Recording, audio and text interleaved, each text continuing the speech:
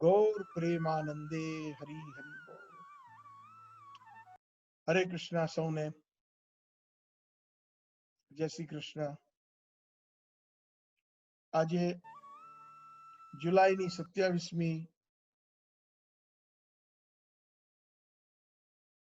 આપણે ફરીથી ગ્રંથરાજ શ્રીમદ ભાગવતમનું અધ્યયન કરીશું અને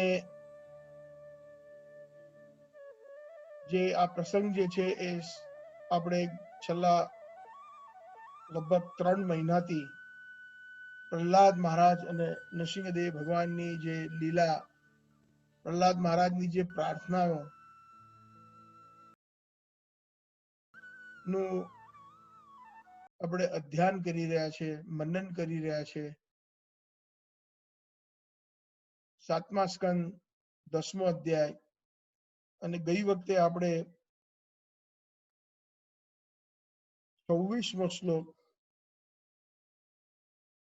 નો છેલ્લે આપણે વર્ણન કરેલું। 27મી 26મી 27મી શ્લોકનું આપણે વર્ણન કરેલું અને થોડુંક આપણે સંક્ષેપમાં એનું થોડું રિવિઝન કરીએ। નારદ મુનિ યુધિષ્ઠિર મહારાજને આ પ્રસંગ વિશે વર્ણન કરે છે। જે સૂત ગોસ્વામી ભાગવતમાં એનું વર્ણન કરે છે। પ્રહલાદ મહારાજ અને નરસિંહદેવ ભગવાન નું જે અદ્ભુત લીલા છે। નારદ મુનિ યુધિષ્ઠિર મહારાજને કહે છે કે આ જ પ્રમાણે ભગવાન શ્રી નરસિંહદેવે પ્રહલાદને આજ્ઞા કરી અને પ્રહલાદે એના મૃત્યુ પામેલા પિતાશ્રી હિરણ્યકશિપુ ની એની શ્રાદ્ધ અને જે અંતિમ ક્રિયાઓ હતી એ સંપન્ન કરી અને એ એના પિતાનું એને સિંહાસન એને રાજ્ય ગ્રહણ કર્યું નરસિંહદેવ ભગવાનની આજ્ઞાથી। આ બધું જે પ્રસંગ ચાલી રહ્યો હતો એ બધા જ દેવી દેવતાઓ એ પ્રસંગના દર્શન કરી રહ્યા હતા। જ્યારથી નરસિંહદેવ ભગવાન પ્રકટ થયા અને લગભગ 6 કલાક યુદ્ધ કર્યો હિરણ્યકશિપુ સાથે અને જ્યારે અચૂક સમય આવ્યો ના રાત્રિના દિવસ ત્યારે નરસિંહદેવ ભગવાન હિરણ્યકશિપુને એક લડતા લડતા યુદ્ધ કરતા કરતા એના મહેલના દહોડી ઉપર લઈ ગયા અને જેમ સંધ્યા થઈ સંધ્યાકાળમાંથી રાત્રિકાળ નો જે સમયનો ગાળો આવ્યો ત્યારે એને નરસિંહ ભગવાને એમના ભદ્ર અસ્ત્રો ફેંકી દીધા અને એને હિરણ્યકશિપુને એના ખોળામાં બેસીને એને ચીરી નાખ્યો।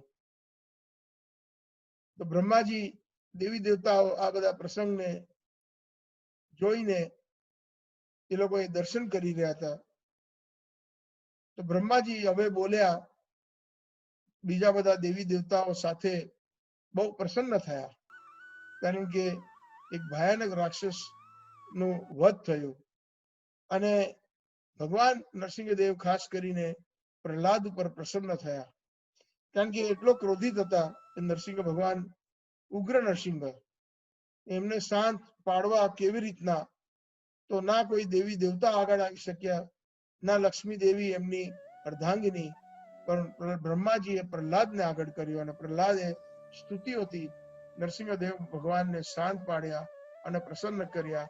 નરસિંહદેવ ભગવાનને પ્રસન્ન જોઈ ને બ્રહ્માજી અને બીજા બધા દેવી દેવતાઓ પણ પ્રસન્ન થયા અને બ્રહ્માજીએ એ સ્તુતિ કરવાનું એમને શરૂ કર્યું અને બ્રહ્માજી બોલ્યા કે હે મારા પ્રભુ, હે દેવાદિ દેવ, જે આ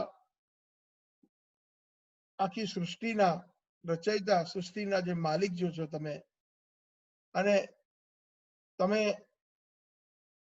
સર્વલોકના મહેશ્વર છો છતાં પણ તમે સુહૃત છો બધા જીવોનો। આપણે આ જ વસ્તુ ભગવાન ભગવદ્ ગીતામાં અર્જુનને કહે છે કે ભોક્તારામ સર્વ યજ્ઞ તપસ્યા સર્વ લોક મહેશ્વર સુહૃત સર્વભૂતાનામ જ્ઞાત્વા મામ શાંતિરિચ્છતિ. અર્થાત ભગવાન પોતે કે છે, ઘોષણા કરે છે ભગવદ્ ગીતામાં, અને એ જ વસ્તુ અહીંયા બ્રહ્માજી કે છે કે તમે આખી દુનિયાના ભોગતા છો, સર્વ લોકના મહેશ્વર છો, બધા જ લોકોના માલિક છો તમે, મહેશ્વર. અને છતાં પણ પ્રભુ તમે એટલા દયાળુ છો કે આટલી બધી તમારી સંપત્તિ છે, બધો વૈભવ છે, ષડ ઐશ્વર્ય તમે પૂર્ણ છો, તમારું રૂપ છે, સૌંદર્ય છે, જ્ઞાન છે, બળ છે, વૈરાગ્ય છે, ઇત્યાદિ જે છ ભગવાનના જે ગુણ જે છે, આ બધું હોવા છતાં પણ તમે પ્રભુ કેટલા દયાળુ છો કે તમને ટૂંકમાં બિલકુલ તમને અહંકાર નથી, અને તમે બધા જ જીવો પર તમે કૃપાળુ છો અને સુહૃદ છો, સુહૃદ સર્વભૂતાના. અને આપણે આની ચર્ચા કરી હતી કે ભગવાન કેવી રીતના બધાના સુહૃદ છે. એક કીડીથી લઈને આ મોટા મોટા દેવી દેવતાઓ બધાના જ કેવી રીતના સુહૃદ છે. તો તરત એનો જવાબ હૃદયની અંદર બેસેલા પરમાત્મા છે. કોઈ પણ યોનિમાં કર્મ પ્રમાણે એ જીવ એની યાતના કરે છે, 84 લાખ યોનિમાં, પ્રભુ એની સાથે ને સાથે જ પરમાત્માના રૂપે જાય છે. એનાથી મોટો મિત્ર કે સુહૃદ ક્યાં મળવાનો? સુહૃદ એને કહેવાય, ઇંગ્લિશમાં પણ એક કહેવત છે કે a friend in need is a friend indeed. જ્યારે તમારો મિત્ર કે સગા સંબંધી સાચા હોય, તમને જરૂરિયાત પડે ને ત્યારે એ લોકોની કસોટી થાય. બાકી તમે ઘરની અંદર વિવાહ પ્રસંગ હોય કે બર્થડે પાર્ટી હોય કે મોત શોકનો કોઈ એવો પ્રસંગ હોય તો બધા જ આવશે. પણ તમે દુઃખી હશો ને બહુ, ત્યારે ગણેલા કે બહુ જ ઓછા લોકો આવશે. બાકી તો બધા પોતપોતાની દુનિયાદારીમાં મસ્ત છે. પણ આપણા પ્રભુ શ્રી કૃષ્ણ ક્ષીરોદક્ષાઈ વિષ્ણુ ના અવતારમાં બધાના હૃદયમાં પરમાત્મા રૂપી એક સુહૃદ તરીકે બિરાજમાન છે. અને કઠોપનિષદમાં પણ એ જ લખ્યું છે કે જેમ કે આત્મા અને પરમાત્મા બે પક્ષી છે. બે પક્ષી એક ઝાડની ડાળી પર બેઠા છે, અને એક પક્ષી જે છે એ ઝાડના ફળો નું ભક્ષણ કરે છે, ખાય છે. અમુક વાર એના મોઢામાં કડવું કે સડેલું ફળ આવે છે તો દુઃખી થાય છે, અમુક વાર મીઠું ફળ આવી જાય છે. એમ કોઈ મીઠું ફળ અને સડેલું ફળ ઇત્યાદિ અલગ અલગ ફળોનો સ્વાદ કરે છે, અને કોઈ વાર દુઃખી થાય છે, કોઈ વાર સુખી થાય છે. અને એટલો ગ્રસ્ત છે એ ફળોને ચાખવામાં કે એની પાસે એક ક્ષણ નથી કે એના બીજો મિત્ર બીજી ડાળી પર, એ જ ડાળી પર બેઠેલો મિત્ર સામે જોવાનું. અને એ મિત્ર એટલો શાંત અને એટલો દયાળુ કે એટલો સુહૃદ છે કે એ માત્ર એ ઈચ્છા જ કરે છે ક્યારે આ મારી સામે જુએ અને આ કાચા પાકા કડવા મીઠા ફળ ને ત્યાગી દે અને મારી સામે એ જુએ, મારી સામે સન્મુખ થાય. તો આવી આપણી સ્થિતિ છે. બહુ સુંદર છે આ કઠોળ ઉપનિષદમાં જે ઉદાહરણ આપ્યું છે. આપણે પણ અત્યારે આપણા જીવનની અંદર જે 99% લોકો એવા છે જે એટલા બિઝી છે પોતપોતાની આ ભૌતિક લાઈફમાં કે સમયનો ગાળો ક્યારે નીકળી જાય છે ખબર નથી પડતી.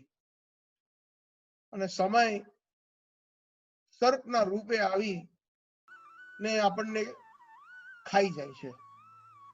કાલ કર્મ ગુણાધીન દેહો અયમ પંચ ભૌતિકા કથમ અન્યાન ગોપાયેત સર્પગ્રસ્ત યથા પરમ. આ પણ પ્રસંગ યુધિષ્ઠિર મહારાજ, આ નારદજીનો શ્લોક છે. યુધિષ્ઠિર મહારાજને નારદજી શિખામણ આપે છે, શિક્ષા આપે છે કે કાલ કર્મ ગુણાધીનો દેહ અયમ પંચ ભૌતિકા. આ કાલ, કર્મ અને ગુણ, જે ત્રણ ગુણ છે, તમો, રજો અને સતો, એનો આધીન છે આ પંચ મહાભૂતનું શરીર બનેલું. કાલ કર્મ ગુણાધીનો દેહો, આ દેહ, અયમ પંચ ભૌતિકા,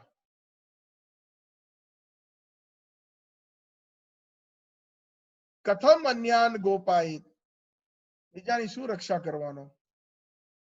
સર્પગ્રસ્ત યથા પરમ. જીવ જે છે એ સર્પના, બહુ મોટો જે અજગર હોય એનું મોઢાની સામે ઉભો છે, અને ક્યારે અજગર મોઢું એનું બંધ કરશે અને ખાઈ જશે કાળ રૂપી, એ આપણને પણ નથી ખબર. તો લોકોને આપણે શું, ઘણીવાર આપણે મોટા મોટા પ્લાન બનાવીએ છીએ કે હું આમ કરીશ, તેમ કરીશ. એકવાર યુધિષ્ઠિર મહારાજે કંઈક વાર્તાલાપમાં એના ભાઈઓ સાથે કીધું કે હું આ કાર્ય નક્કી હું કાલે કરીશ. તો ભીમ નગારાઓ લઈને, વાજાઓ લઈને આખી નગરીમાં નીકળ્યા. ઢંઢોરો પીટ્યો જોર જોરથી. તો લોકો ભેગા થઈ ગયા કે ભાઈ શું છે કે આટલું બધું નગારા વાજા ને બધું વગાડો છો તમે ભીમભાઈ? તે કે હું એટલા માટે આ નગારા વાજા ને બધું અને આ બધી ઘોષણા મારા ભાઈએ કરી, યુધિષ્ઠિર મહારાજે એને કાળ ઉપર વિજય કરી દીધો છે. એને કીધું કે કાલે હું આ ચોક્કસ કરીશ. કઈ ક્ષણે, કઈ ઘડીએ અંત આવે. એટલે એક રીતે જોવા જાય તો મને આ મુસલમાનોનું એક આ વાક્ય બહુ ગમે છે, અને એના પર થોડું વિચાર કરીએ તો ખોટું નથી. જ્યારે પણ કોઈ પણ સારી શિખામણ કે શીખ કશેથી પણ મળે ને તો એને ગ્રહણ કરવી જોઈએ. એ લોકો કોઈ પણ કામ કરે ને, કોઈ પૂછે ને કે ભાઈ તમે આવશો કાલે કે મને પૈસા આપજો ને કે આ વસ્તુ લઈ આવજો ને, કે ઇન્શાઅલ્લાહ, ભગવાનની જેવી ઈચ્છા. એટલે that's a very good thing. હવે એ મનની અંદર શું હોય કોને ખબર, પણ ઘણી વાર ઇન્શાઅલ્લાહ એક બારું કરીને કે હા પણ નહીં, ના પણ નહીં. એટલે એમ પણ કાલે કોઈ કે તે તો કીધું હતું કે આ કરશે, તો કે આ ભાઈ અલ્લાહની મરજી નથી. એટલે જનરલી એ લોકો એ કોન્ટેક્સ્ટમાં ઘણા લોકોને છેતરતા હોય છે. પણ એનો જો સાચો અર્થ લેવા જઈએ તો હરી ઈચ્છા, જેમ આપણે કહીએ હરી ઈચ્છા. તો આ મનની અંદર એ હંમેશા એ વિચારધારણા રાખવી જોઈએ. કાલુડીને કોઈ પણ કાર્ય કરીએ તો હરી ઈચ્છાથી હું આ કરીશ, હરી ઈચ્છાથી. પ્રભુ તમે, તમારી ઈચ્છા હશે તો જરૂર. પ્રભુપાદ નો આ બહુ જ સરસ હતું. આ વાક્યો એમના મોઢામાંથી બહુ નીકળતો હતો. પ્રભુપાદને પણ ઘણી તકલીફો પડી છે, ઘણી બધી ચેલેન્જીસ, ઘણી બધી કસોટીઓ. આજે ઇસ્કોન સંસ્થાનું નિર્માણ કરવામાં અને એમની ભવિષ્યવાણીમાં નાના હતા ત્યારે 108 મંદિર લખેલા હતા. એમના પિતાશ્રી ગોરમોહન દે જ્યારે પેલા એને જ્યોતિષને બોલાવેલા ત્યારે જ્યોતિષે કહ્યું હતું કે આ તો બહુ, તમારો દીકરો બહુ સાધારણ વ્યક્તિ નથી, સંત છે, અને એની કુંડળીમાં લખેલું છે કે 108 મંદિરનું નિર્માણ કરશે. તો 108 મંદિર એને નિર્માણ કર્યા પ્રભુપાદજી. 108મું થયું અને પ્રભુપાદજી ગયા અહીંયાથી એમની લીલા સમેટીને. પણ જ્યાં જ્યાં તકલીફો આવતી હતી હંમેશા પ્રભુપાદ એક પ્રાર્થના કરતા હતા જ્યાં હતા ત્યાં. દાખલા તરીકે મુંબઈમાં રાધા રાસ બિહારીજી, ત્યાં આગળ એમના જે ધોળિયા શિષ્યો હતા એ લોકોની છેતરપિંડી થયેલી. એક મિસ્ટર નાયર કરીને હતા, એને જે જૂનું જે અત્યારે મંદિર જે સ્થાને છે ને, એ જે જમીન હતી, ખાલી જમીન, એ જમીન હતી ને, તે એમને 3 લોકોને વેચી લીધી અને 3 લોકો પાસેથી પૈસા લઈ લીધેલા, મોટી ડિપોઝિટ. અને પ્રભુપાદના માથે હવે આવ્યું કે હવે, કારણ કે પ્રભુપાદ તો પ્રવાસમાં હતા, જેટલું બને એટલું એ સમય તો પેલું ટેલિગ્રામ ચાલતું હતું અને બાય પોસ્ટ લેટરથી પ્રભુપાદ માર્ગદર્શન આપે. અને આમે ધોળિયાઓને એટલી બધી પ્રેક્ટિકલિટી ના હોય કે ઇન્ડિયામાં કેવી રીતના વ્યવહાર થાય, તો છેતરાઈ ગયા. પછી પ્રભુપાદે એમના બંતબના ઘણા પ્રયત્ન કર્યા મિસ્ટર નાયરને સમજાવવાનો કે જો આ પ્રભુનું કામ છે અને ઇત્યાદિ. અને પછી એ દરમિયાનમાં પ્રભુપાદે એ કર્યું કે જમીન રાજા રાસબિહારીની હતી, તો એમને પ્રભુપાદે એ જે શ્રી વિગ્રહ હતા એ આવી ગયા અને એમને ત્યાં આગળ રસ્તા પાસે જૂ બીચ ઉપર તાડપત્રી નીચે, લોખંડના પતરા નીચે એમને ત્યાં આગળ એમની સેવા શરૂ કરી, રોડ ઉપર. અને ત્યાં આગળ ડિવોટીઓ જમીન ઉપર સુઈ જતા. તો રોજે પ્રભુપાદ રાધા રાસબિહારીજીને પ્રાર્થના કરે, my dear Radha Rasbihari, if you so desire, જો તમારી જો ઈચ્છા હોય એ રાધા રાસબિહારીજી, તમારું મંદિર બનવું જોઈએ. એ જ પ્રમાણે કશે પણ પ્રભુપાદ જાય તો કોઈ દિવસ એમને એવું નથી કહ્યું કે આ થવું જોઈએ રાધા રાસબિહારી કે રાધા ગોપીનાથ કે રાધા ગોવિંદ કે કિશોર કિશોરી. તમારી જો ઈચ્છા હોય કિશોર કિશોરી, તો આ ફલાનું કાર્ય જે છે એ તમે સંપન્ન કરજો, એવી મારી પ્રાર્થના છે. ઓસ્ટ્રેલિયામાં પણ પ્રભુપાદ શરૂમાં જયારે મંદિર ખોલેલું ત્યારે જે ત્યાંના લોકલ ડિવોટી હતા એ લોકોને એટલી બધી સેવા નથી આવડતી. પ્રભુપાદ, ભૂલી ગયો શ્રી વિગ્રહનું નામ, my dear Radha Krishna, if you so desire, please give them the intelligence of how to serve you, because I will be gone. હું અહીંયાથી નીકળવાનો છું, પણ એ લોકોને બુદ્ધિ આપજો કે તમને તમારી સેવા કેવી રીતના કરે.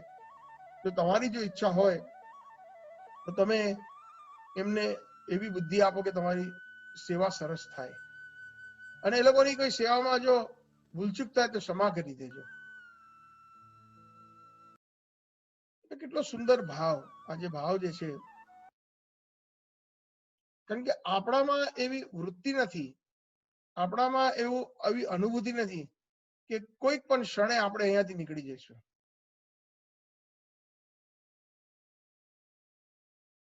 બીજા જશે પણ આપણે નહીં જઈએ. કેવી રીતના ખબર પડે? આપનું રોજના રોજ વ્યવહારની અંદર, આપણા લક્ષણ, આપણી વાણી ઇત્યાદિ. બીજો સરસ પ્રસંગ યાદ આવે છે મહાભારતમાંથી. 13મું અજ્ઞાતમું વર્ષ હતું એ લોકોના, જે પાંડવોનો વનવાસ, જ્યારે દ્યુત ક્રીડામાં જુગાર રમતા રમતા હારી ગયા, બધું જ ખોઈ બેઠા, ત્યારે યુધિષ્ઠિરે શરત મૂકી કે હવે તમારે વનવાસ. અને 12 વર્ષનો વનવાસ, પણ 13મા વર્ષે તમારે અજ્ઞાત રહેવું પડશે. જો 13મા વર્ષમાં કોઈ પણ જોઈ ગયું તમને અને ઓળખી ગયા કે આ અર્જુન છે કે આ ભીમ છે કે આ યુધિષ્ઠિર છે કે આ નકુલ છે કે સહદેવ, તમારા 5માંથી કોઈ પણ ઓળખાઈ ગયું 13મા વર્ષમાં, તો પાછો 12 વર્ષ તમને ફરીથી વનવાસ લાગશે, એવી શરત મૂકેલી હતી. યુધિષ્ઠિર મહારાજ હારી ગયેલા એટલે એમને માનવી પડી. તો 12 વર્ષ તો એમને જેમ તેમ કાઢ્યા. 13મું વર્ષ સૌથી કઠિન હતું, કારણ કે એ લોકો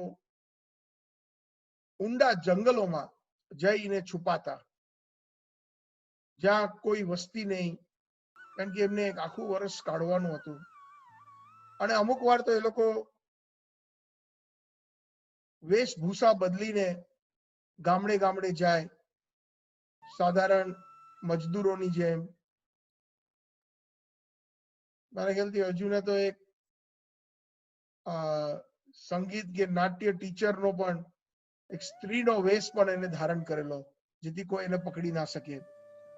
અને અમુક મહિનાઓ કે અમુક દિવસો એ લોકોએ એકદમ ઊંડા જંગલોમાં કાઢ્યા. એકવાર એટલા ઊંડા જંગલમાં જતા રહ્યા હતા, એ લોકોને કશું ખાવા નહીં મળ્યું, ના પીવા મળ્યું, પાણીની કોઈ સરોવર નહીં, કોઈ નદી નહીં, કશું જ નહીં, કૂવો નહીં. તો ઘણો સમય થઈ ગયો, થાક્યા પાક્યા એક ઝાડ નીચે બેઠા વિશ્રામ કરવા. અશક્તિથી પાંચે ભાઈઓ બેસી ગયા વૃક્ષ નીચે ત્યાં આગળ. અને યુધિષ્ઠિર મહારાજને સંદેહ થયો કે કશેથી એક પરપોટા જેવો પાણીનો જેવો અવાજ આવે છે. એ કાનમાંથી એને કીધું સાંભળો. તો એને પછી નકુલને કહ્યું, નકુલ ભાઈ તું જા એ દિશામાં, અને જો મને એવું લાગે છે કે અહીંયા પાણી નિશ્ચિત મળશે તને. નકુલ ગયો, થોડું ચાલ્યો, અને જે ઝરણાનો કે પેલો જે ચબૂતરાનો જે અવાજ હતો, કારણ કે ત્યાં આગળ પક્ષીઓ કે પાણીમાં પેલો અવાજ આવે જ્યારે કોઈ પણ પક્ષી પીએ કે એની પાંખ અંદર હલે તો. અને એટલું સુંદર સરોવર હતી ત્યાં આગળ. તો ભૂખ્યો પ્યાસો નકુલ સૌથી પહેલા એ જેવી સરોવર જોઈ દોડ્યો, અને એને એના એક અંજલિ બનાવી, હાથ અને જળ લીધું, અને એ પીવા જતો હતો. અને એક આકાશવાણી આવી, રૂકી જા, આ જળ પીશ નહીં, તું પીશે તો તારા માટે ઝેર થશે. પણ તું જો મારા પ્રશ્નનો બરાબર સાચો ઉત્તર આપશે તો આ જળ શુદ્ધ જળ રહેશે. એનામાં જે માણસ ભૂખ્યો પ્યાસો હોય, ઘણીવાર વિચાર શક્તિ ઇત્યાદિ ઓછી થઈ જાય, એને એ ના ગણકાર્યું, અને એને મોઢા પર જળ જેવું લગાડ્યું. ત્યાં ને ત્યાં એ મૃત્યુ પામ્યો. યક્ષ હતો, જે ઝાડોમાં છુપાઈને જેને આકાશવાણી જેવું કરેલું. તે સમય નીકળી ગયો, અર્જુન નકુલ ના આવ્યો, સહદેવને મોકલ્યો. સહદેવ ત્યાં ગયો તારે એને એના ભાઈને ત્યાં આગળ પડેલો જોયો, મૃત્યુ અવસ્થામાં, છતાં પણ એને પણ એટલી બધી પ્યાસ લાગેલી હતી એનાથી રેવાય નહીં. એની પણ એ જ દશા થઈ. પાણી પીવા ગયો અને યક્ષ બોલ્યો કે ભાઈ મારા પ્રશ્નનો ઉત્તર આપ પહેલા, પછી પાણી પીવા મળશે. અને બધા ઉત્તર સાચા જોઈએ.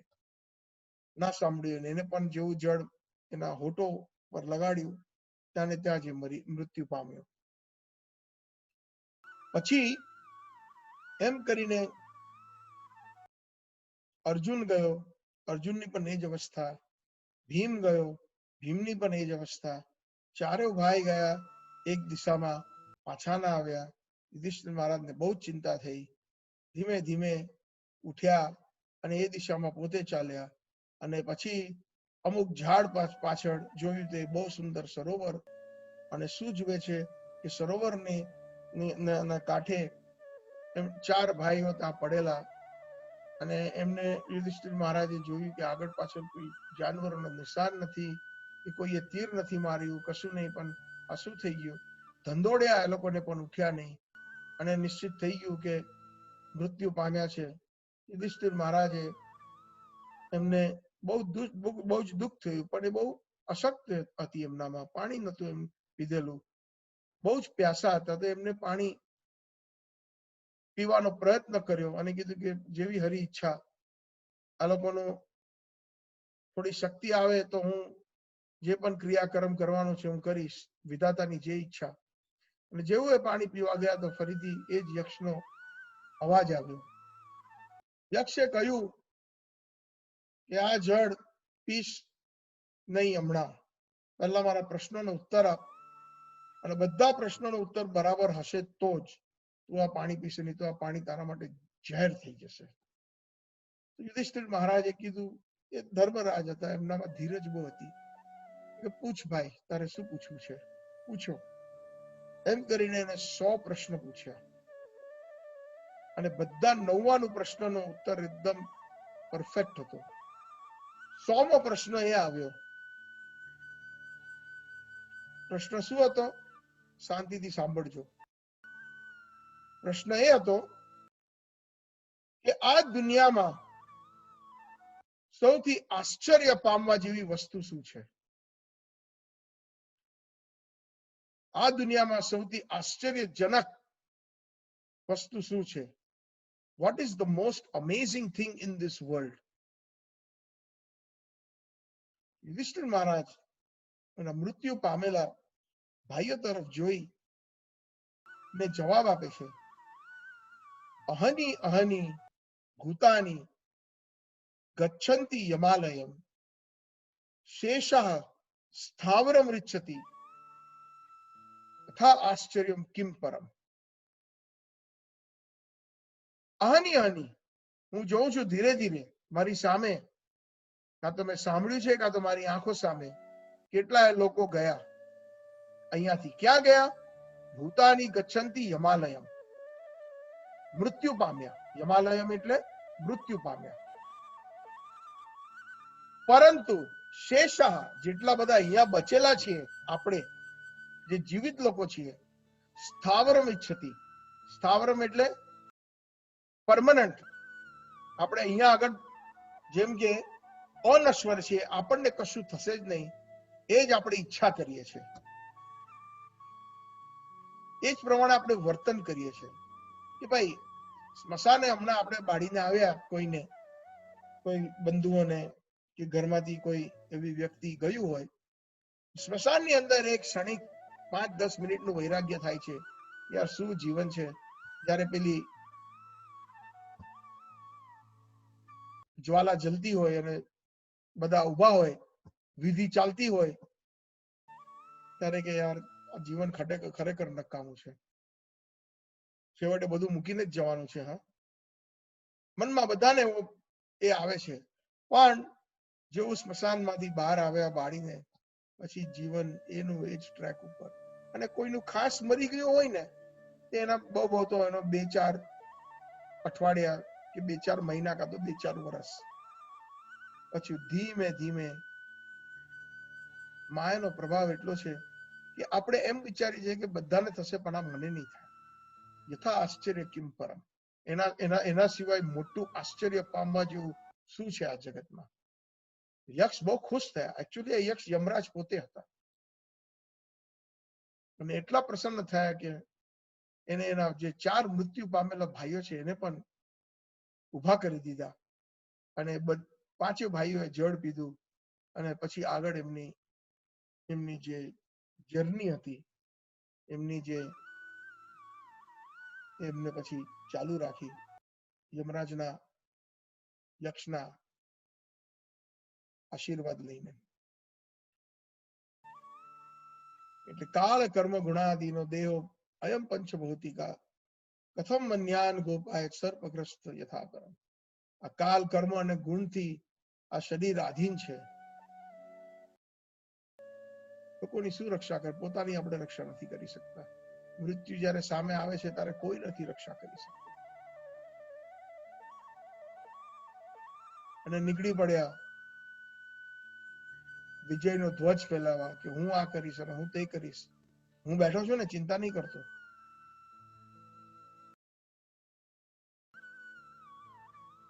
આ બધું જ્યારે શાસ્ત્રના ભાગવત જેવું કોઈ ગ્રંથ નથી.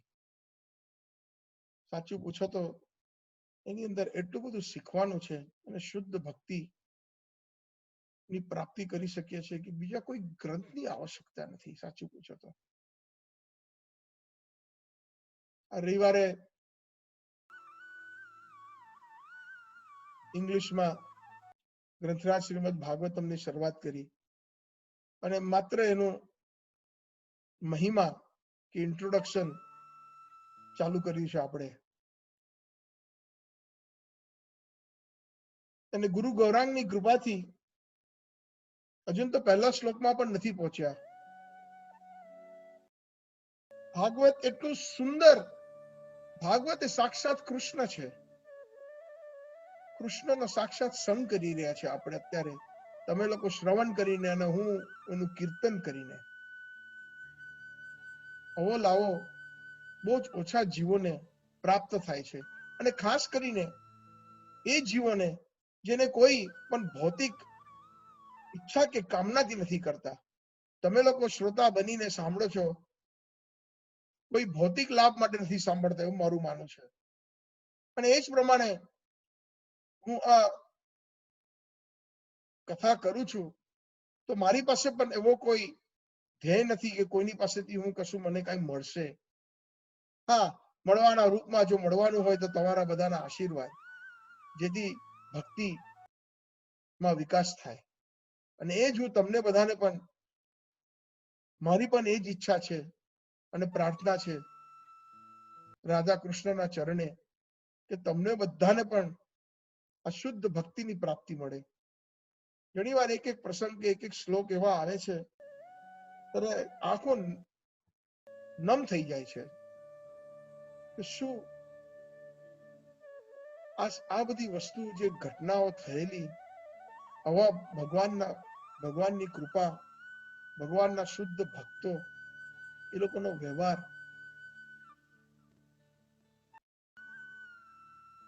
એક જાતની આશા જાગૃત થાય છે હૃદયમાં કે આપણને પણ એવી કૃપા થશે. જ્ઞાન હોય ને, પહેલા ઇન્ફોર્મેશન, તો જ આપણે આગળ જઈને નેક્સ્ટ સ્ટેપ છે કે સમજવું જે વિષય છે એને, અને પછી એની અનુભૂતિ થાય, રિયલાઇઝેશન. પણ ઘણા લોકોનું દુર્ભાગ્ય એવું છે કે એ લોકોને તો માત્ર આવું જ્ઞાનનો લાવો એ નથી મળતો.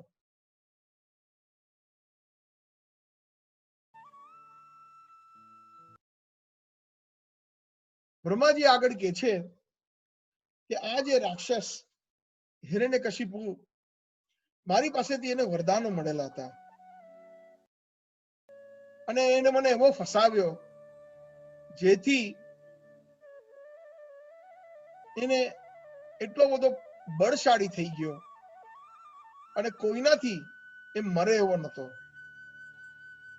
આ સૃષ્ટિની અંદર, આ ભૌતિક જગતની અંદર. કારણ કે એને એટલી બધી તપસ્યા કરી જેથી હું પ્રભાવિત થઈને એને માંગ્યું એમાં બધું આપી દીધું. પહેલા તો એને, તમને બધાને ખબર હશે કે એને અમર થવાનું વરદાન માંગેલું, પણ બ્રહ્માજી કીધું એ તો સંભવ નથી, કારણ કે હું પણ અમર નથી. ત્યારે પછી એને બીજા અલગ અલગ શરતો મૂકી કે ભાઈ હું દિવસ ના મરું, રાતના ના મરું, પાણીમાં ના મરું, પૃથ્વી પર ના મરું, આકાશમાં ના મરું, પાતાળમાં ના મરું, કોઈ જીવિત વ્યક્તિથી ના મરું, મનુષ્યથી ના મરું, જાનવરથી ના મરું, કોઈ અસ્ત્રથી, વેપન્સ, એનાથી ના મરું, મારા મહેલની બહાર ના મરું, મારા મહેલની અંદર ના મરું, કોઈ જીવિત વસ્તુથી ના મરું, કોઈ મૃત્યુ પામેલી વસ્તુથી ના મરું. બ્રહ્માજી આ યાદ કરે છે કે મેં આ બધા વરદાન આપેલા જેથી એનું બળ બહુ જ વધી ગયું અને બધાને સતાવવા લાગ્યો, અને એનાથી જે બળ વધીને આટલું બધું એને જે પાવર એનો જે મળેલો હતો, એના પ્રભાવથી એને અહંકાર બહુ થઈ ગયો હતો. આપણે ગઈ વખતે અહંકાર વિશે ચર્ચા કરેલી હતી કે ભક્તિ કરવાથી પણ ઘણીવાર જ્યારે પૂર્ણ શુદ્ધ ભક્તિ જ્યાં સુધી ન થાય, આપણી ભક્તિ થોડી મિશ્ર હોય છે, ઘણી મિશ્ર છે, મિક્સ્ડ. તો વારંવાર માયાનો જે વાર, માયાનો જે એટેક, એ આપણા પર થાય છે, જેથી આપણા પર ક્રોધ, મોહ, માદ, માત્સર્ય, અહંકાર ઇત્યાદિ ગુણો નો પ્રભાવ પડે છે. અને બહુ જ ઓછા એવા હોય છે જે લોકોની શુદ્ધ ભક્તિ એવી હોય છે કે જીવનમાં એવું એ લોકો શ્રીમંત થાય કે એ લોકોને એવું બળ કે એવો પાવર કે એવી કોઈ પોઝિશન મળે તો એ પ્રભુને હંમેશા સ્મરણ કરે કે પ્રભુ આ તમારી કૃપા છે. એ વખતે મેં તમને લોકોને એક્ઝામ્પલ આપેલો કે આરોહ અને અવરોહ પંથ. આરોહ એટલે નીચેથી ઉપર, જ્યારે કોઈ આપણી પ્રશંસા કરે, કોઈ આપણું કોઈ પણ કાર્ય આપણે કરીએ તો કે બહુ સરસ કર્યું ભાઈ કે બહુ સરસ કર્યું બેન, તેમાં તરત ને તરત આપણા ગુરુજનોનું સ્મરણ કરીએ કે આ મારા ગુરુની કૃપા છે, આ પ્રભુની કૃપા છે. પોતે ક્રેડિટ નહીં લેવી જોઈએ, એને આરોહ કહેવાય. એક્ઝામ્પલ મેં આપેલો સંગીતની અંદર, એને આરોહ એને કહેવાય કે સા રે ગ મ પ ધ ની સા, નીચેથી સુર ઉપર જાય. તો જ્યારે કોઈ સાચો શુદ્ધ વ્યક્તિ હોય, જે ભક્ત હોય, કોઈ એને એની પ્રશંસા કે કોઈ એને નમન કરે કે પ્રણામ કરે તો એ એની પાસે ના રાખે, એ આગળ એના ગુરુને, એના ગુરુ એના ગુરુને, એનો ગુરુ એના ગુરુને એમ કરીને ઉપર સુધી રાધા કૃષ્ણના ચરણારવિંદમાં એ શ્રેય જાય. અને ત્યારે પછી એ કૃપા પણ એ અવરોહમાં પડે છે. રાધા કૃષ્ણ એવી સુંદર કૃપા કરે છે, અવરોહ સા ની ધ પ મ ગ રે સા, ઉપરથી નીચે જે પ્રવાહ આવે છે કૃપાનો, રાધા કૃષ્ણની કૃપા કોઈ દિવસ ડાયરેક્ટ નથી મળતી. એમના ભક્તો પરંપરા સહિત જ્યારે પ્રોપર ચેનલથી જ્યારે કૃપા મળે છે ત્યારે એ કૃપાનો પ્રવાહ, એનો વેગ વધી જાય છે. જ્યારે ઉપરથી પાણી જળ પડતું હોય અને જેટલી હાઈટ થી પડે એટલો એનો જે વેગ અને પ્રવાહ, એનો ફોર્સ વધી જાય. જેમ કે વૈકુંઠથી જ્યારે ભૃગુમુનિએ, ભૃગુમુનિ કે શું નામ, ભગીરથ મુનિ, સોરી, એ ગયેલા તે વૈકુંઠના જે આવરણની અંદર જે વિરજ જે છે, કારણો ઉદક્ષયી જળ, ત્યાંથી એ આવરણમાં એક નાનું કાણું પડ્યું અને ત્યાંથી જે ભગવાનના ચરણારવિંદનું જે ત્યાંનું જે ધોત, જે એમના જે ગંગાજી ત્યાંથી પ્રકટ થયા. તો એક વૈકુંઠનું જે કારણોદક્ષ જલ છે એ સ્વર્ગલોકની પણ ઉપર છે, ચિન્મય જગતમાં છે. અને ત્યાંથી જે વેગ આવ્યો તે સત્યલોક, બીજા બધા જે સ્વર્ગીય લોકમાંથી પછી પૃથ્વી પર આવે તો એને ગંગાજીએ કહ્યું કે જો હું આવી રીતના એટલા ઊંચાઈ પરથી નીચે આવીશ તો પૃથ્વી ફાટી જશે. તો શું કરવું જોઈએ? તો મહાદેવજી એમના શિર ઉપર, શીશ ઉપર આ વેગ લેશે. એટલા માટે મહાદેવજીનું એક નામ છે ગંગાધર. ને એમને એ એટલા ભગવાનના શુદ્ધ ભક્ત છે કે કોઈ પણ તપસ્યા કે કોઈ પણ ભોગ આપવા, સેક્રિફાઈસ આપવા તૈયાર હોય છે. અને જ્યારે એવી વૃત્તિ હોય, ઓફકોર્સ મહાદેવજી તો સાક્ષાત ભગવાન કૃષ્ણના ગુણ અવતાર છે, એ પણ બહુ જ બળશાળી છે. એ જે પ્રવાહ ઉપરથી આવ્યો, જો એમની જટામાં ના પડત, પછી એ કૈલાસમાં બેઠા બેઠા ત્યાંથી પછી એ ધીમે ધીમે પ્રવાહ આવ્યો, ત્યારે ગંગાજીનો વેગ હજુ પણ તમે જાઓ ઉપર ગંગોત્રી બાજુ, ત્યાં કેટલો ફોર્સ હોય છે અને પછી ધીમે ધીમે નીચે આવે છે. એ જ પ્રમાણે કૃપા નો ફોર્સ કે એની વેગ જ્યારે વૈષ્ણવના માધ્યમથી આવે છે ત્યારે પ્રભુની કૃપા અનેક ગુના વધી જાય છે. એટલા માટે આવરોહ પંથ કૃપા માટે અને આરોહ પંથ કીર્તિ જ્યારે આપણને મળે, આપણને શ્રેય મળે, તો વિનમ્રતાથી આગળ આપી દેવું, રાખવું નહીં પોતે. એ વૈષ્ણવ સભ્યતા છે.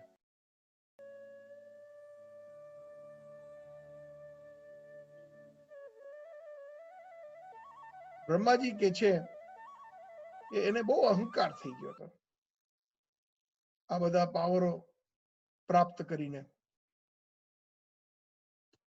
આજનો જે શ્લોક છે એ 28મો શ્લોક, જેની અંદર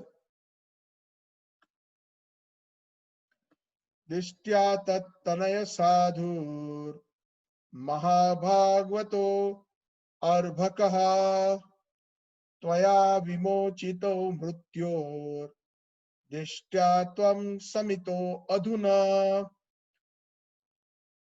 દિષ્ટ્યા તત્તનય સાધુર મહાભાગવતો અર્ભકઃ ત્વયા વિમોચિતો મૃત્યોર દિષ્ટ્યા ત્વં સમિતો અધુના. અર્થાત બહુ ભાગ્યશાળી છે કે હિરણ્યકશિપુને પ્રહલાદ જેવો પુત્ર થયો અને પ્રહલાદના કારણે એની મુક્તિ થઈ. પ્રહલાદ એક માત્ર નાનો બાળક છે, છતાં પણ એ કેટલો ઉચ્ચ કોટીનો ભક્ત છે. અને એ તમારા ચરણારવિંદમાં, તમારા ચરણારવિંદ નો આશ્રય એને લીધો છે, એટલે એ સદૈવ એની રક્ષા થશે.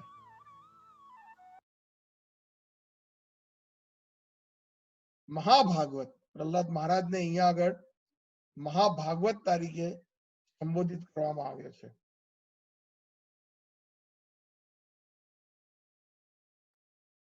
વૈષ્ણવ કે ભક્તોની પણ 3 શ્રેણી હોય છે. આમ જોવા જઈએ તો 9, પણ 3 શ્રેણી કઈ? એક કનિષ્ઠ વૈષ્ણવ, એક મધ્યમ વૈષ્ણવ અને એક ઉત્તમ કે મહાભાગવત વૈષ્ણવ. ફરક શું છે? કનિષ્ઠ વૈષ્ણવમાં ફરક એ છે કે એને ભગવાનમાં શ્રદ્ધા છે, માને છે, આસ્થા છે, પણ એ એમ સમજે છે કે એ જ પોતે મોટો ભક્ત છે, બાકી બધા હું જ મહાન. એ કનિષ્ઠ ભક્તના લક્ષણ. મધ્યમ ભક્તના લક્ષણ શું હોય છે? કે ભગવાનમાં તો માને, પણ બીજા બધા ભક્તોને સન્માન આપે. એનાથી જે સિનિયર હોય, વરિષ્ઠ હોય, એને ખૂબ માન આપે, અને એનાથી જે જુનિયર હોય, નાના હોય, એને ખૂબ સ્નેહ આપે. અને એ અભક્તોનો સંગ નથી કરતો. એની સાધના નષ્ટ ના થાય એટલે. કેમ કે આપણામાં કહેવત છે ને કે જેવો સંગ એવો રંગ. એટલે એ થોડો વધારે કેરફુલ હોય છે મધ્યમ ભક્ત. અને જે ઉત્તમ ભક્ત, જે મહાભાગવત છે, એના લક્ષણ શું હોય છે? એના લક્ષણ એ છે કે દુનિયામાં બધા જ મારા કરતી સારા છે. દુનિયામાં બધા જ વૈષ્ણવ છે, હું એકલો જ છું કે જે અવૈષ્ણવ છું, અને બધાને જ માન આપે છે. કોઈ ચોર હોય કે વેશ્યા હોય, એ પણ એમાં એને એવી સમજ, એવી દ્રષ્ટિ હોય છે કે આ પણ ભગવાનની સેવામાં લાગ્યો છે. કોઈના એવા કર્મ છે કે એને એ પ્રમાણે કર્મ પ્રમાણે એ નિમિત્ત બન્યો છે. ચોર કે વેશ્યા ભગવાનની સૃષ્ટિની અંદર આ કર્મનો નિયંત્રણ કરવા. પણ હું એક એટલો નકામો છું કે ના હું ભગવાનની સેવા કરી શકું છું કે કાંઈ કરી શકું છું. મહાભાગવત કોઈ દિવસ કોઈ પ્રચાર નહીં કરી શકે, કેમ કે એટલો પોતાની જાતને વિનમ્ર સમજે તો હું કોને પ્રચાર કરું, બધા જ મારા કરતા સારા છે. તો મનમાં એક પ્રશ્ન આવે કે પ્રભુપાદ જેવા, પ્રહલાદ મહારાજ જેવા મહાભાગવત છે, કેટલો પ્રચાર કરે છે. મહાભાગવત જો પ્રચાર ના કરે તો પછી આ મહાભાગવત પ્રહલાદ મહારાજ કે પ્રભુપાદના ગુરુજનો કેમનો કરે છે? આ લોકો બધા જ મહાભાગવત છે.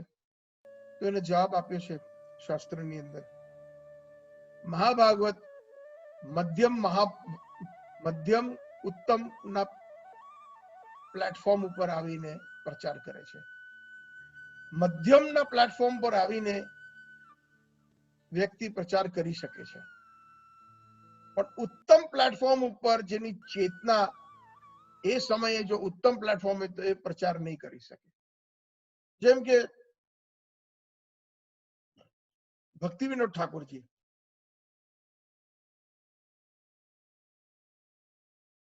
તમને થોડું તત્વ આજે એટલે કહું છું કે જરૂરી છે સમજવું. આપણા જે 4 આશ્રમ જે છે, બ્રહ્મચાર્ય, ગૃહસ્થ, વાનપ્રસ્થ અને સંન્યાસ, એની અંદર આ 4 આશ્રમની અંદર યોગ્ય વ્યક્તિ પ્રચાર કરી શકે છે લોકહિત માટે. અને ખાસ કરીને સંન્યાસ આશ્રમ એના માટે જ છે, પ્રચાર માટે, લોકોના કલ્યાણ માટે. પણ સંન્યાસ કરતા પણ એક બીજું એક પદવી જે છે એને બાબાજી વેશ કહેવાય. અને બાબાજી વેશમાં ભાગ્યે જ કોઈ એવું હોય જે પ્રચાર કરે. ઠાકોર ભક્તિ વિનોદજી ગૃહસ્થ હતા. ભક્તિ સિદ્ધાંત સરસ્વતી ઠાકોર પ્રભુપાદજીના પિતાશ્રી. ભક્તિ સિદ્ધાંત પ્રભુપાદજી એ આપણા એસી ભક્તિ વેદાંત સ્વામી શ્રી પ્રભુપાદના ગુરુદેવ. એમને સંન્યાસ નતો લીધો, એમને ગ્રહસ્થમાં બેસીને બહુ જ સરસ પ્રચાર કર્યો, કેટલા બધા ચોપડાઓનું અને ભજનોનું નિર્માણ કર્યું. અને એમના પુત્ર શ્રી ભક્તિ સિદ્ધાંત સરસ્વતી પાદે એમના પિતાશ્રીથી માર્ગદર્શન લઈને એમને પણ બહુ જ સરસ પ્રચાર કર્યો સંન્યાસ આશ્રમમાં. પછી ભક્તિ વિનોદ ઠાકોરે એમના જે છેલ્લા દિવસો જે હતા ત્યારે એમને બાબાજી વેશ લઈ લીધેલો. ત્યારે એમને પ્રચાર નતો કર્યો અને ત્યારે માત્ર બહુ રડતા હતા, વિનમ્ર ભાવમાં. એક જાતની સમાધિ લાગી ગયેલી અહીંયા બેઠા બેઠા. પણ ઘણીવાર કૃષ્ણની આજ્ઞા હોય છે એ મહાભાગવતોને કે તમારે લોક કલ્યાણ માટે મારી ઈચ્છા છે તમે પ્રચાર કરો. ત્યારે પછી એ રોલ લેવા તૈયાર હોય છે, એ પદવી લેવા.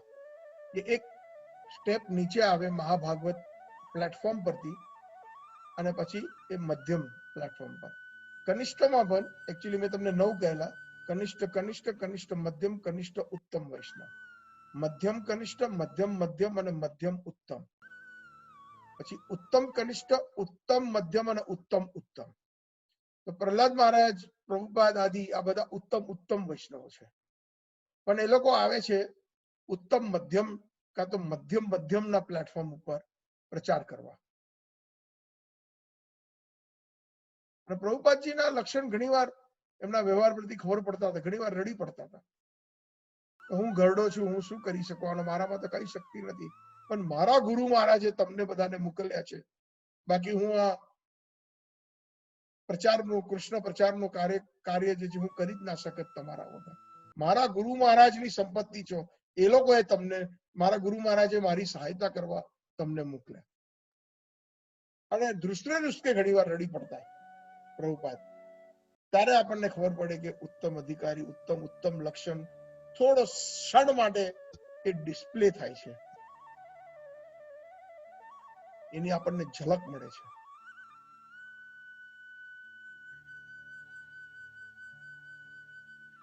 એટલે મહાભાગવત ત્વયા વિમોચિત મૃત્યો દિષ્ટા ત્વમ સમિતા. કૃષ્ણના ચરણારવિંદમાં જેને આશ્રય લીધો છે એને તમ એટલે કૃષ્ણ, સમિત જેને આશ્રય લીધો છે કોઈ દિવસ એ ભક્ત નો વિનાશ નહીં થાય અને સદૈવ એ મહાભાગવત રહેશે. ભગવાનના ચરણારવિંદનો આશ્રય કેમ લેવો જોઈએ? ભગવાન કૃષ્ણનું એક નામ છે અભય ચરણારવિંદ. કારણ કે એમના ચરણારવિંદનો જેને આશ્રય લીધો છે એને અભયતા પ્રાપ્તિ થાય છે. અભય એટલે સૌથી મોટો ભય મૃત્યુનો હોય છે. અને જેને કૃષ્ણના ચરણારવિંદનો આશ્રય લીધો છે એ બિલકુલ નિર્ભય થઈ જાય છે. કેમ કે કૃષ્ણના ચરણારવિંદનો આશ્રય લેવો એટલે અવરોહ પંથની અંદર પરંપરામાં ગુરુજનનો આશ્રય લેવો. અને જ્યારે ગુરુજનોનો આશ્રય લે છે સાક્ષાત હરિદ્વેના સમસ્ત શાસ્ત્રે ઉક્તાસ તથા ભાવ યતા એવ સદ્ભી કિંતો પ્રભોયા પ્રિય એવ તસ્ય વંદે ગુરો શ્રી ચરણારવિંદમ. મંગળા આરતી રોજ સવારે ઇસ્કોનમાં ગવાય છે અને ગૌડીય વૈષ્ણવ મંદિરોમાં. જે વિશ્વનાથ ચક્રવર્તી પાદે એની રચના કરી છે. બહુ સુંદર સ્તુતિ છે. જો એનો એક એક શબ્દનો અર્થ જાણી લો તો એમ થાય કે શુદ્ધ ભક્તોના લક્ષણ જે છે આ 8 શ્લોકની અંદર એક એક શબ્દમાં એનું વર્ણન કર્યું છે.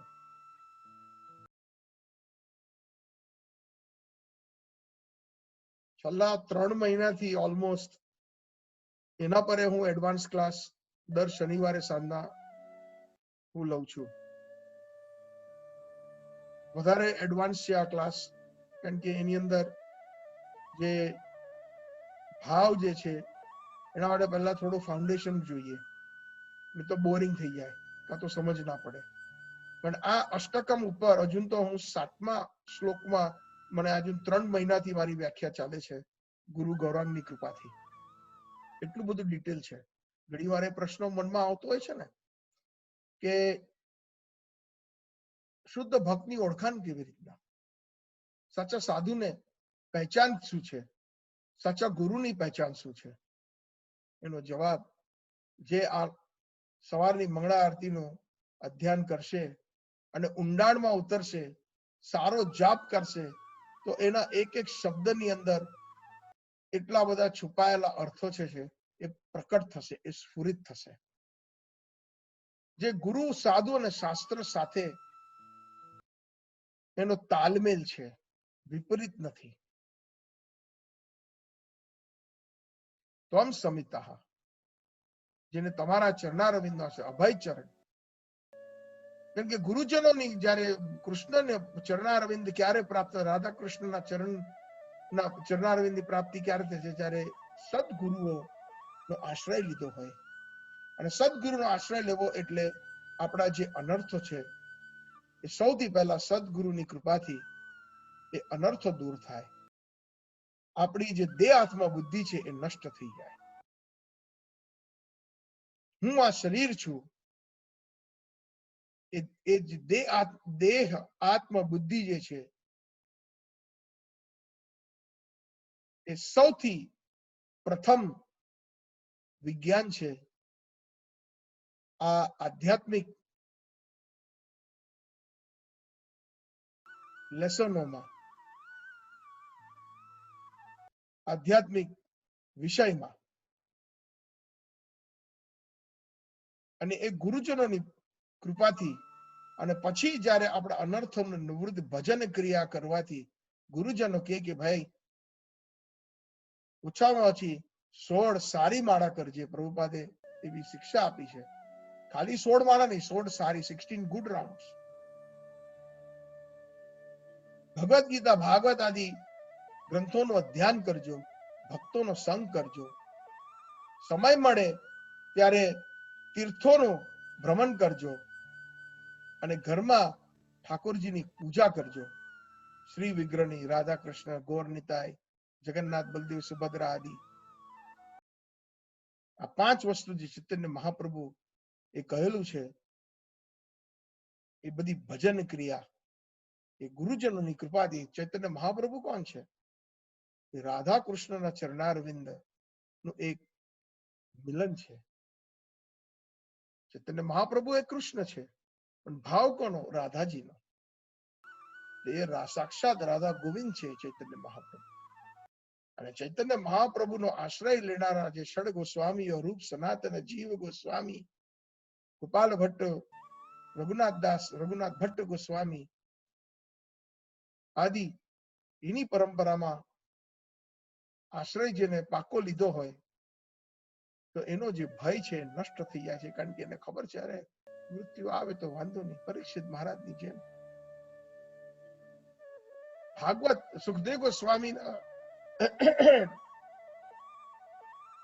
મુખારવિંદથી સાંભળીને એ જે 7મા દિવસનો જે ભય હતો કે તક્ષક નામક જે નાગ આવવાનો હતો, અને એ જે ભવિષ્યવાણી હતી, જે શૃંગીનો શ્રાપ હતો, અને એમને જરાય ભાગવતમાં એમ કે છે કે જયારે એને ભાગવત સાંભળ્યું ગુરુજનો પાસેથી, સુખદેવ ગોસ્વામી પાસેથી, જેને પરંપરામાં ભાગવત શ્રવણ કરીને વિતરણ કરી રહ્યા હતા, રસપાન કરાવ્યું પરીક્ષિત મહારાજને, તો પરીક્ષિત મહારાજ ને અભય ચરણારવિંદની પ્રાપ્તિ થઈ ગઈ હતી. ત્યાં બેઠા બેઠા તક્ષક આવ્યો તો એમને ક્યાં જરાય ફરક ના પડ્યો. એવું નથી કે ભાગવત શ્રવણ કરવાથી તક્ષક ના આવ્યો. 7મા દિવસે બરાબર અચૂક શ્રીંગી બ્રાહ્મણનો જે શ્રાપ હતો એ સાચો પડ્યો, પણ એને જરાય ભય ના રહ્યો ત્યારે.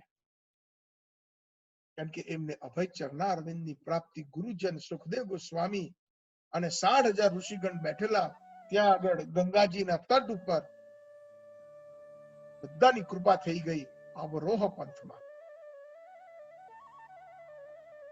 અભય ચરણા ભજહુ રે મન શ્રી નંદ નંદન અભય ચરણારવિંદ રે, દુર્લભ માનુષ દેહ તરય ભવ સિંધુ રે. ગોવિંદદાસ કરીને એક વૈષ્ણવ કવિએ લખ્યું. આ ભજન તમે લોકો સાંભળેલું છે, મને ખબર છે કે એના મનને મનાવે છે ગોવિંદદાસજી. એવો મારા મન, ઓ મારા ભાઈ. આપણે ઘણી વાર નથી કહેતા કે કોઈ બાળકને મનાવીએ કે કોઈને, કે કોઈ વ્યક્તિને જે વ્યક્તિ માનતું ના હોય, ઓ ભાઈ, ઓ ભાઈ સાંભળો, ઓ મન ભજ હું એ મન રે મન શ્રી નંદ નંદન. નંદ મહારાજના જે કિશોર જે છે, આપણા મંદિરની અંદર કિશોર કિશોરીનું સ્વરૂપ છે. 15 વર્ષ 9 મહિના અને 27 દિવસના જે પૂર્ણ પુરુષોત્તમ કૃષ્ણ છે, જે ગોલોકની અંદર જેનામાંથી બધા અવતારોનું નિર્માણ થાય છે, એ નંદ નંદન કિશોર છે. નિત્ય કિશોર અવસ્થામાં એની ઉંમર છે. તો અહીંયા ગોવિંદદાસજી ગૌડીય ભાવમાં છે કે નંદ નંદન ને ભજ ભાઈ, એમના અભય ચરણને, અભય ચરણારવિંદ રે. પ્રભુપાદજીનું નામ શું હતું? એના પિતાશ્રી ગૌરમોહન દે જે વૈષ્ણવ હતા, એમને એનું નામ રાખેલું અભય ચરણારવિંદ. અને જયારે એમને દીક્ષા લીધી ગુરુદેવ પાસેથી, એમનું નામ થઈ ગયું અભય ચરણારવિંદ દાસ. પણ જયારે સંન્યાસ લીધો ત્યારે પ્રભુપાદજીનું નામ બદલાઈ ગયું. એમનું નામ શું હતું? તમને લોકોને ઘણી વાર મેં કહેલું છે, તમને લોકો યાદ હોય, સ્વામી મહારાજ, સિમ્પલ નેમ. પછી એમને સંબોધિત કરવામાં આવ્યા. એમના એટલા સરસ ગુણો હતા કે ભક્તિ વેદાંત. વેદાંતો બધા કેટલા માયાવાદીઓ પણ ભણે છે અને વાદ વિવાદ કરે છે. વેદોનો જે સાર છે એને વેદાંત કહેવાય, પણ ભક્તિના દૃષ્ટિકોણથી જે વેદાંતનું અધ્યયન કરે છે એને ભક્તિ વેદાંત કહેવાય. જે એટલા નિપુણ છે કે એક એક શબ્દની અંદર કૃષ્ણના દર્શન કરે છે, એને ભક્તિ વેદાંત કહેવાય.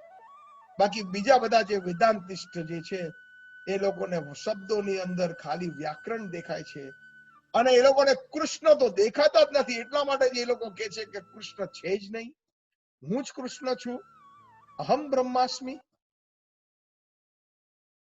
માયાવાદની કેટલી વાર મેં વ્યાખ્યા કરી છે, અને મને આશા છે કે તમને લોકોને એ પાક્કી રીતે યાદ રહી ગયો છે તત્વ. પ્રભુપાદ ચાલતા ઉઠતા બેસતા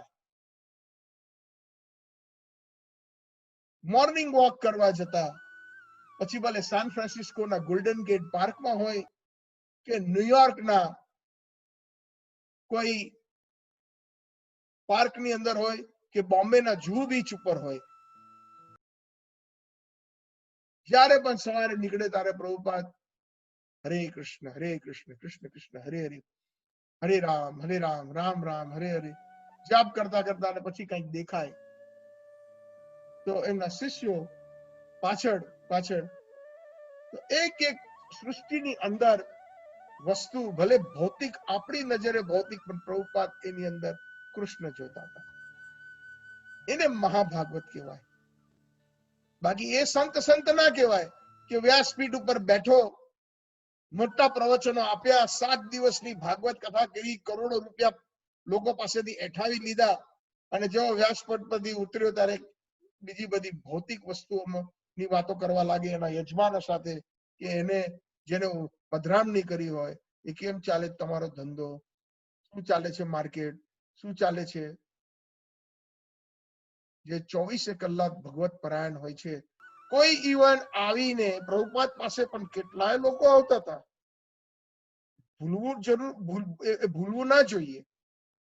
વેપારીઓ, નોકરિયાત માણસો, બધા ભક્તો નતા આવતા. પ્રભુપાદ ને બધી જ જગ્યાએ કૃષ્ણ દર્શન થતા હતા. કોઈ પણ એવી વાત કાઢે કોઈ માણસ, ઇવન ભૌતિકમાં ભૌતિક વાત હોય, એને પ્રભુપાદ કૃષ્ણ પરાયણ કરી દેતા હતા. એક એક અક્ષરમાં, એક એક શબ્દોમાં, ભાગવત હોય કે ભગવદ ગીતા હોય, કોઈ શાસ્ત્ર હોય, એનું આખું જે અનુવાદ અને દૃષ્ટિકોણ એ ભક્તિ વેદાંત. બોલીએ છીએ આપણે બધા ઇસ્કોનમાં ભક્તિ વેદાંત સ્વામી શ્રી પ્રભુપાદ કી જય. અર્થ સમજો એક એક શબ્દનો વાલાઓ, તો એનો આનંદ, એનો પ્રભાવ અને એની કૃપા, અવરોહ કૃપા ખૂબ જ બનશે. જ્યારે અવિકીર્તિ આપણે પ્રભુપાદજીની ગાઈશું, તો પ્રભુપાદજી પ્રસન્ન થાય ના થાય, પણ એમના ગુરુજનો બધા પ્રસન્ન થશે. રાધા રાણી પ્રસન્ન થશે કે વાહ, મારા ભક્તની કેવી સરસ પ્રશંસા કરે છે. સૌથી સરસ જો પ્રસન્ન કરવા હોય રાધા કૃષ્ણને, તો એમના ભક્તોને પ્રસન્ન કરો, એમની ભક્તોની કીર્તિ ગાઓ. એ જ વસ્તુ બ્રહ્માજી અહીંયા કરી રહ્યા છે. બ્રહ્માજી આ શ્લોકની અંદર એ જ કે છે કે તત્તનય સાધુર મહાભાગવતો અર્ભકઃ. આ તમારો ભક્ત પ્રહલાદ જે છે એ મહાભાગવત છે. અને કેટલું મોટું સૌભાગ્ય છે એ હિરણ્યકશિપુનું, એના કુળમાં એને જન્મ લીધો, એનો દીકરો બન્યો. અને એ મહાભાગવત પ્રહલાદે તમારા ચરણારવિંદનો આશ્રય લીધો છે. એ કેટલું એનું મોટું ભાગ્ય છે એનું. પ્રહલાદની કીર્તિ જ્યારે બ્રહ્માજી ગાય છે, ત્યારે નરસિંહદેવ ભગવાન કેટલા પ્રસન્ન થયા. આપણે જુઓ એકબીજાને, કેટલા કનિષ્ઠ વિચારના છીએ આપણે, કે કોઈનું કોઈ સારું ભક્ત કોઈ સારું કરતો હોય તો અદેખાઈ થઈ જાય છે. કેવી રીતના એને પાડવો, કેવી રીતના એની આલોચના કરવી.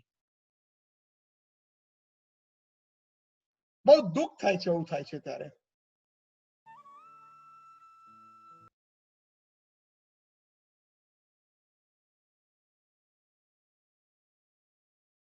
મારે બોલવું ના જોઈએ, પણ હું દુઃખી થઈને બોલું છું. છેલ્લે હું શિકાગો આવેલો ને, ત્યારે મારે પ્રવચન કે આપવાની વાત કરતા હતા, પણ પછી એ લોકોએ નક્કી કર્યું કે 2 જણે એવી કમ્પ્લેન કરી કે રવિવારના જયારે બીજા લોકો પ્રવચન કરતા હોય છે અને સચ્ચિદાનંદ દાસ પાછળ બેઠા હોય છે, ત્યારે એમનો હાથ માળાની અંદર હોય છે. એટલે એવા વ્યક્તિ પાસેથી અમે શું સાંભળવાના? બોલો. જઈને જોજો. હું એમ નથી કહેતો કે હું સરખામણી કરું છું, પણ મંદિરમાં નેક્સ્ટ ટાઈમ જાઓ ને, દર્શન કરો ને, તો શ્રી પ્રભુપાદજીના ગુરુદેવ શ્રીલ ભક્તિ સિદ્ધાંત સરસ્વતી ઠાકોર. બહુ મોટો ફોટો છે દિવાલ ઉપર વ્યાસાસનની પાછળ. એમના હાથમાં માળા છે ને અને એમની માળા કરતા કરતા શાસ્ત્ર વાંચે છે. મને આદત પડી ગઈ છે. મારે ઘરે બેઠા બેઠા મારી જેટલી મારાથી બનતો પ્રયત્ન, મારી શાળામાં સારી માળાઓ થઈ જાય છે, તો બોનસમાં જયારે ચાલુ ઉઠું બેસું ગાડીમાં બેસું ત્યારે મારો તુલસીજીનો મને સ્પર્શ મને એક અલૌકિક આનંદ આપે છે. અને ઘટના ક્યારે પણ થઈ શકે છે, મારું મૃત્યુ કોઈ પણ ક્ષણે આવે છે, પણ મારા હાથમાં તુલસીજી હશે તો મારી ગતિ તો સારી થશે. તો પણ અમુક લોકોને અદેખાઈ થઈ. શું કહેવાનું બોલો? હવે આ દુખડાથી કઉ છું, ભગવાન એ લોકોને સુખી રાખે, કિશોર કિશોરી. હું એમ તો કઉ છું કે એ લોકોને સદબુદ્ધિ આપે. અને જેટલા દરવાજા બંધ થાય છે ને એટલા કોઈ દિવસ એના આવે અભિમાન કેવું કઈ, એટલા જ મારા માટે 4 ગુણા દરવાજા ખુલી જાય છે ભગવત સેવાનો. એમાં મને પણ શીખવા મળે છે કે આપણે ટોલરેટ કરવું જોઈએ. આપણે સહનશીલતા વધારવાની. જે કોઈક વાર મારામાં નથી, હું માનું છું, પણ આવા પ્રસંગો આવે ત્યારે વારંવાર ત્યારે આપણે નમ્યા તે પ્રભુને ગમ્યા, એ યાદ રાખવું.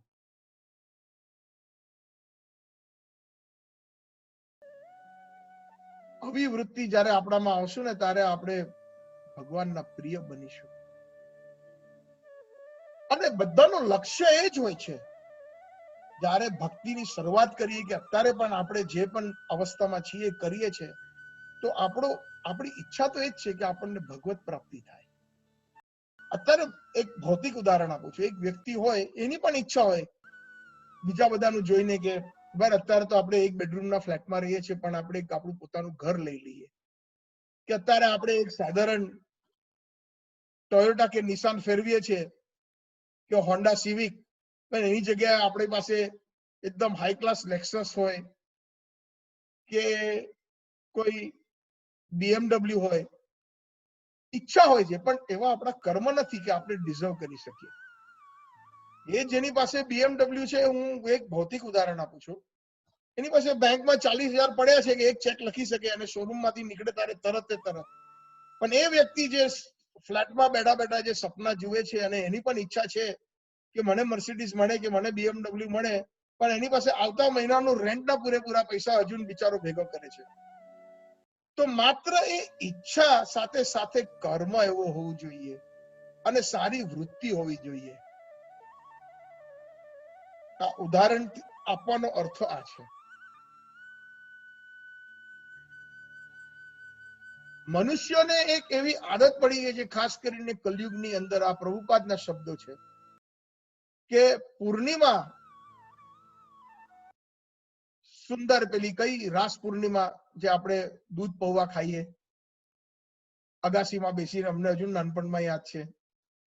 સરસ ખીર અને એટલો સુંદર ચંદ્રમા હજુ યાદ છે. મામાની અગાસીમાં જઈ ને એમ થાય કે જોયા જ કરું. હજુ મનમાં એવી ઇમ્પ્રેશન છે. નાનીની ત્યાં જતો હતો, મામા અને નાનીની ત્યાં, ત્યારે અને એટલી શીતળતા હતી. હાલાકી મુંબઈની ગરમી ખરી એ ટાઈમે, પણ કાર્તિકમાં સપ્ટેમ્બર ઓક્ટોબર મહિનામાં પણ અમુક એક શીતળતા હજુ યાદ છે ચંદ્રમાની. એટલો સુંદર દેખાય. પણ પ્રભુપાદ કે અમુક લોકોને એ ચંદ્રમાની બ્યુટી કે સૌંદર્યતા નથી એ લોકોને દેખાતી. ચંદ્રમાની ઉપર જે નાના નાના ધબ્બા છે એ લોકોને દેખાય છે. એટલા માટે આપણે અપરાધ કરીએ છીએ, કોઈક વાર જાણીએ, કોઈ વાર અજાણ્યામાં. અપરાધનો એક બહુ સરસ વ્યાખ્યા મેં સાંભળેલી. રાધા, રાધા રાણી, રાધા, એનું વિપરીત શું? અપરાધ. રાધા રાણી જો સ્વભાવ જે છે કોમળ, નિર્મળ, સરળ, પ્રેમમય, ભક્તિમય, કૃપામય, એ સ્વભાવના કારણે તો કૃષ્ણ પોતે એનાથી આકર્ષિત થાય છે. રાધારાણીનું એક નામ છે મદન મોહન મોહિની. કૃષ્ણનું નામ છે મદન મોહન. મદન એટલે કામદેવ અને મોહન એટલે જે કામદેવ એટલા સુંદર છે, એને કૃષ્ણનું સૌંદર્ય એટલું સુંદર છે કે કામદેવ પણ કૃષ્ણને જોઈને મોહિત થઈ જાય છે. કંદર્પ કોટી કમનીય વિશેષ શોભમ ગોવિંદમાદિ પુરુષમ તમાહમ ભજામી. કંદર્પ એટલે કામદેવ. બ્રહ્મ સંહિતામાં બ્રહ્મા કહે છે કે કૃષ્ણનું સૌંદર્ય કરોડો કરોડો કંદર્પ, કરોડો કરોડો કામદેવ કરતા પણ સુંદર છે. તો કામદેવનું નામ કંદર્પ, કામદેવ કા તો મદન. કામદેવનું બીજું નામ છે મદન. તો મદનને મોહિત કરી દેવા એનું નામ મદન મોહન. અને રાધારાણીનું નામ છે મદન મોહન મોહિની. મદન મોહનને પણ મોહિત કરી દેનારી રાધા રાણીના ગુણો છે. અને જેટલા પણ આપણા આચાર્યો જે છે એ બધી રાધા રાણીની અંતરંગત સેવિકાઓ છે. એ લોકોમાં બધા ગુણ રાધા રાણીના છે, એટલે કોઈ દિવસ એ લોકો અપરાધ નહીં કરે. અને આપણે વારંવાર જાણા અજાણ્યામાં અપરાધ કરીએ છીએ. રાધા રાણીનો જે સ્વભાવ છે, વૈષ્ણવ સ્વભાવ છે, એનાથી વિપરીત અપરાધ. ના બોલે, ના ફાવે તો ઓછું બોલવું. દૂરથી દંડવત અને હરે કૃષ્ણ બોલવામાં કશું ખોટું નથી. કોઈની આલોચના ના કરશો. અને આ હું શિક્ષા મારી જાતને પણ હું કહું છું, કારણ કે ઘણી વાર નથી સેવાતું, નથી રહેવાતું તો આપણાથી બોલાઈ જાય છે. પણ જ્યારે આવો પ્રસંગ, આવા ભક્તોની ચરિત્ર વાંચે છે, ત્યારે મનની અંદર એવી ઈચ્છા તો થાય કે ભાઈ આપણે હવે ક્યારે બનીશું, આપણામાં આવા ગુણો ક્યારે આવશે પ્રભુ, ત્યારે પ્રિય થઈશું અમે તમારા.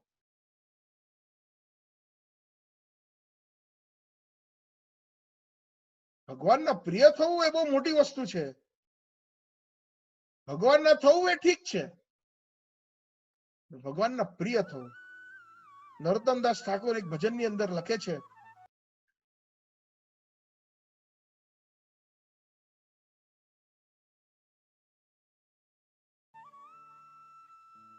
ગોવિંદ કોયના વૈષ્ણવ મમ પ્રાણ, તમારા હૃદય સદા ગોવિંદ વિશ્રામ. ગોવિંદ પરમાત્મા રૂપી તો બધાના હૃદયમાં છે. રાક્ષસના હૃદયમાં પણ છે, ભક્તના હૃદયમાં પણ છે. શું મોટી વાત કહી નરોત્તમદાસ ઠાકોરે. પણ એમને શું સરસ શબ્દ પ્રયોગ કર્યો છે. તોમાર એટલે જે શુદ્ધ વૈષ્ણવ છે, હૃદય ગોવિંદ વિશ્રામ. શ્રમ વગર જે આરામથી બિરાજમાન છે તમારા હૃદયમાં. જેમ કે એક સાધારણ દાખલો આપું કે કોઈ પરણેલી સ્ત્રી પોતાના માયકે જાય ત્યારે એકદમ એને વિશ્રામ જેવું લાગે, કેમ કે ના એને સવારે વહેલું ઉઠવાની જરૂર, માં એને ચા કે દૂધનો પ્યાલો આપશે, કે માં એને જમાડશે. એની બધી જે રિસ્પોન્સિબિલિટી હતી જે એના પતિના ઘરમાં, એ બધી એ ત્યાં આગળ એની એ છોડીને આવી છે, બીજા કોઈને સોંપીને. નહીં તો ત્યાં સવાર 6 વાગે એટલે એને એનો દિવસ ચાલુ થઈ જાય. છોકરાઓને તૈયાર કરવાના, નાસ્તો બનાવવાનો, આ કરવાનું, સાસુ સસરાની સેવા કરવાની, કપડા ધોવાના, કે કપડા કામવાળી આવી કે નહીં, એમ કરીને સવારના 6 વાગ્યાથી લઈને રાતના 10-11 વાગ્યા સુધી આડી ના પડે ત્યાં સુધી એનું જીવન આખું એક એક્ઝામ્પલ છે, સિમ્પલ. પણ જયારે માના ઘરે જાય ત્યારે એકદમ વિશ્રામમાં. માં એને કહેશે કે બેટા સવારે વહેલું નહીં ઉઠતી, આરામથી ઉઠજે. વિશ્રામ એના એકદમ એવો વિશ્રામ લાગે. તો એમ જ ગોવિંદને પણ ભક્તના હૃદયમાં, બીજા બધાના હૃદયમાં એને કષ્ટ હોય છે ઘણી વાર, છતાં પણ એ સહન કરે છે, કારણ કે સુરત છે. જેમ કે આપણે કોઈ ખાસ મિત્ર હોય, ભાઈ બંધુ હોય, એ આપણું સહન કરી લે, ગમે એટલું આપણે ગમે એમ બોલીએ છતાં પણ એ સહન કરી લે છે. પણ એનો અર્થ એમ નથી કે એને ગમે છે. એમ ગોવિંદના પ્રિય થવું, રાધારાણીના પ્રિય થવું એ આખી જુદી જ કેટેગરી છે. અને આપણો લક્ષ્ય એ હોવો જોઈએ શુદ્ધ ભક્તિ એ શીખવાડે છે, આપણા આચાર્ય ગણ એ શીખવાડે છે.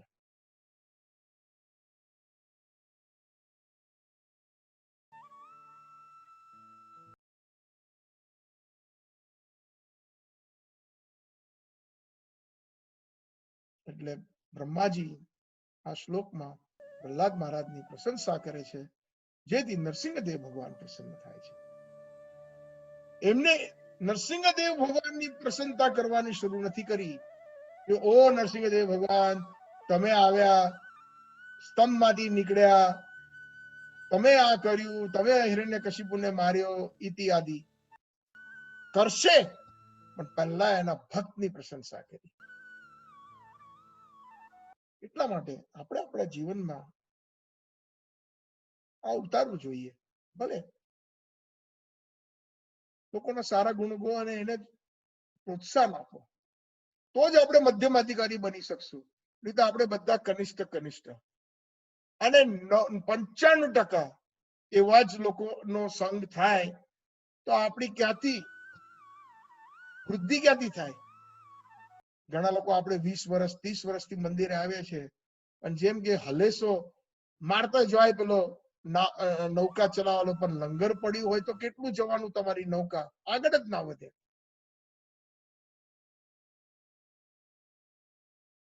ભગવાનને પ્રાર્થના કરવાની કે મને મધ્યમ અધિકારીનો તમે મને સંગ આપો. મારા કરતા જે સારા ડિવોટીઓ છે, જેની અનુભૂતિઓ સારી છે, જેનું જ્ઞાન સારું છે, જે લાગણીશીલ છે, એ લોકોનો સંગ આપો મને પ્રભુ. તો જુઓ કેવો ચમત્કાર થાય છે. મારા પોતાના જીવનમાં તો થયો છે, એટલે હું બોલું છું.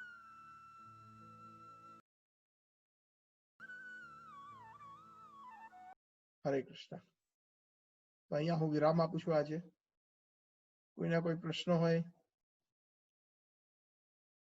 કોઈને કઈ પૂછવું હોય, કોમેન્ટ કરવી હોય તો માઇક ઓપન કરી દઉં છું.